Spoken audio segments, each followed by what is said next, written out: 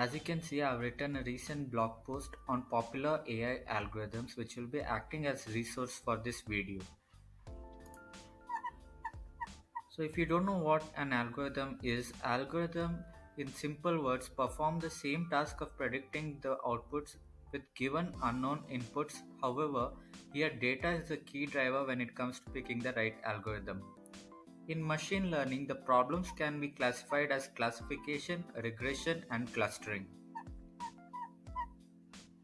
If you see here, both regression and classification comes under supervised learning type of machine learning, whereas clustering is unsupervised learning. But the main point which distinguishes each one of them is that the main aim in regression is to forecast or predict, the main aim in classification is to compute the category of the data, the main aim in clustering is to group similar items into clusters.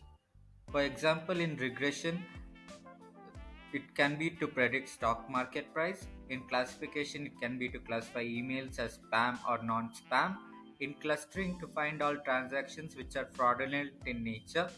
The most commonly used algorithm in regression is linear regression. In classification, it's logistic regression. And in clustering, it's K-means clustering. Now let's see each one of them in depth. Classification, as the name suggests, is the act of dividing the dependent variable into classes and then predict a class for a given input. And the algorithms which comes under classification are naive Bayes, decision tree, random forest, logistic regression, support vector machines, and k-nearest neighbors. Naive Bayes algorithm follows the Bayes theorem, which, unlike all the other algorithms in this list, follows a probabilistic approach. Once you feed in the data, the algorithm updates these prior probabilities to form something known as the posterior probability. Hence, this can be extremely useful in cases where you need to predict whether your input belongs to a given list of n classes or does it not belong to any one of them. Let's try to understand this with an example of a person playing golf depending on factors like the weather outside. We first try to generate frequencies with which certain events occur. In this case, we try to find frequencies of the person playing golf if it's sunny, rainy, etc. outside. Using these frequencies, we generate our prior or initial probabilities. Next up, we generate the posterior probabilities where we try to answer questions like what would be the probability of it being sunny outside and the person would play golf. Then we finally make use of the Bayesian formula as mentioned here. Next comes decision tree. The decision tree can essentially be summarized as a flowchart-like tree structure where each external node denotes a test on an attribute and each branch represents the outcome of that test. The leaf nodes contain the actual predicted labels. We start from the root of the tree and keep comparing attribute values until we reach a leaf node. We use this classifier when handling high-dimensional data and when little time has been spent behind data preparation. However, we need to be cautious that they tend to overfit and are prone to change drastically even with slight nuances in the training data. Next up is random forest. Think of this as a committee of decision trees where each decision tree has been fed a subset of the attributes of data and predicts on the basis of that subset. The average of the votes of all decision trees are taken into account and the answer is given. As you can see in the example, there are various decision trees and there is a final output for all of them. Here 3 of these 5 decision trees predict blue and 2 have different outputs, namely green and red. In this case, we take the average of all the outputs which gives blue as the highest weightage. Next is logistic regression. It's a go-to method mainly for binary classification tasks. The term logistic comes from the logit function that is used in this method of classification. The logistic function, also called as the sigmoid function, is an S-shaped curve that can take any real valued number and map it between 0 and 1, but never exactly at those limits. Let's admit that your little brother is trying to get into graduate school and you want to predict whether he'll get admitted in his dream establishment.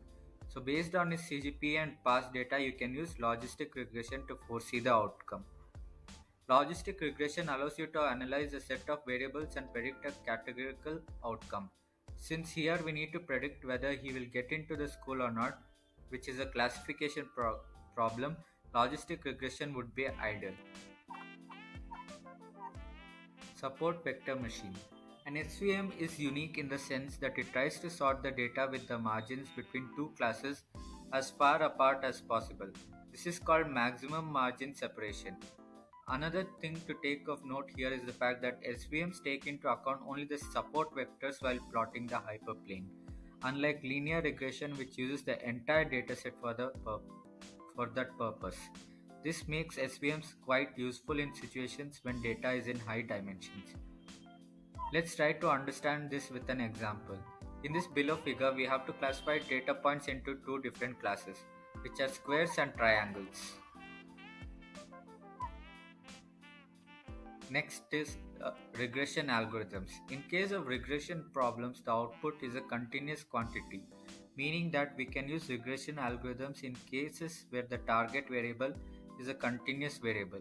It falls into the category of supervised machine learning where the dataset needs to have the labels to begin with. In regression algorithms, linear regression is the most simple and effective regression algorithm.